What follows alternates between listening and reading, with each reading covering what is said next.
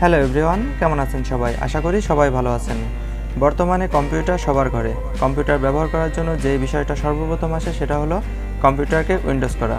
আর কম্পিউটারকে উইন্ডোজ করার জন্য পেনড্রাইভকে বুটেবল করতে হয়। যারা কম্পিউটার উইন্ডোজ করতে পারেন না এখনও, তাদের জন্য নিচে ডিসক্রিপশন বক্সে একটা লিঙ্ক দেওয়া থাকবে। আপনারা লিঙ্কে ক্লিক করে উইন্ডোজ করার ভিডিওটি দেখে নেবেন। আজ আপনাদেরকে দেখাবো কিভাবে খুব সহজে পেনড্রাইভকে বুটেবল করা যায়।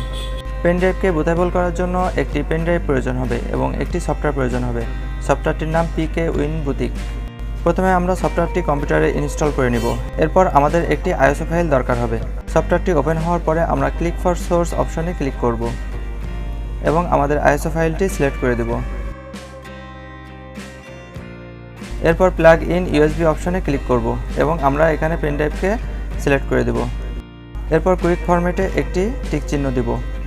পেনড্রাইভটি ফরম্যাট হওয়ার পরে ডু ইট এ ক্লিক করব। সাথে সাথে পেনড্রাইভটি বুটেবল হওয়া শুরু হয়ে যাবে। কিছুক্ষণ অপেক্ষা করলে এটি 100% হবে এবং আমাদের পেনড্রাইভটি বুটেবল কমপ্লিট হবে। ভিডিওটি ভালো লেগে থাকলে আমাদের চ্যানেলটিকে অবশ্যই সাবস্ক্রাইব করবেন এবং পাশে থাকা বেল আইকনটি প্রেস করে দেবেন, যাতে আরও নতুন নতুন ভিডিও আপনাদেরকে উপহার দিতে পারি। সবাইকে অনেক ধন্যবাদ।